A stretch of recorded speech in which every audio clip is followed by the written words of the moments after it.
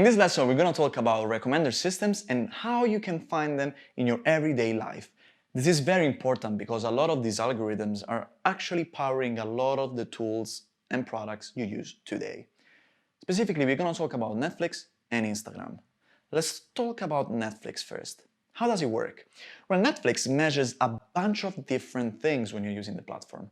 Which movies you watch, which movies you don't watch, which movies you stop playing halfway maybe, at what time of the day you're watching Netflix, with which device, etc, etc, etc.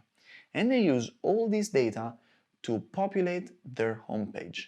Now, if you notice, when you log in on Netflix, you find different rows. For instance, it may say drama movies, or because you've watched this movie, or keep watching this movie, etc, etc.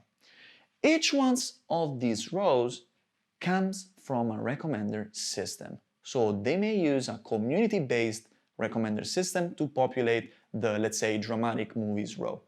When they say, because you've watched this movie, maybe you can like one of these other ones, that's a content-based recommender system. So Netflix has actually a bunch of recommender systems that are populating their homepage. And there's something interesting as well. If you think about it, when you log in on Netflix at different times of the day maybe, you find different rows. You don't find always the same recommendations. How do they choose which rows to display you? With a recommender system. So they have another recommender system that chooses which recommender system to use at a specific time of the day. Because for instance, you may be interested in looking at something short if you're looking at Netflix during your lunch break. But maybe if it's a Friday evening, you want to watch an actual movie. And so in this way, Netflix can understand exactly what to show you at different moments. Let's talk about Instagram now. How does Instagram work? So Instagram has a pretty big problem. They have more than 1 billion users.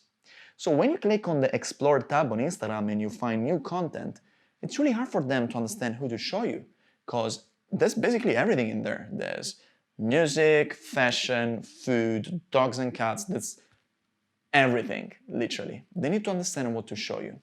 So what they do is they use different algorithms to start from these billion accounts, narrow them down to 500 using an algorithm that they call sourcing, and then they use an algorithm that does what they call ranking, that identifies what are the 25 best accounts to show you posts from. Let's try to understand a little bit better how this works. Do you remember when we saw before in the example of the t-shirts how an algorithm was able to place different t-shirts in space so they represent something that has a meaning? Okay? Well, Instagram can do the same thing with accounts. For instance, here I put myself here in the center, and I place some other accounts that can be interesting for me. And I put the ones that are more interesting, so ones about maybe politics or about mixed and martial arts, close to my username. And the ones about fashion that maybe I'm less interested in, a little bit more far. While here, the ones about singing, about pop music, even farther on another side. And maybe the ones about different sports I'm not that interested in, a little bit far away from me, but not that much.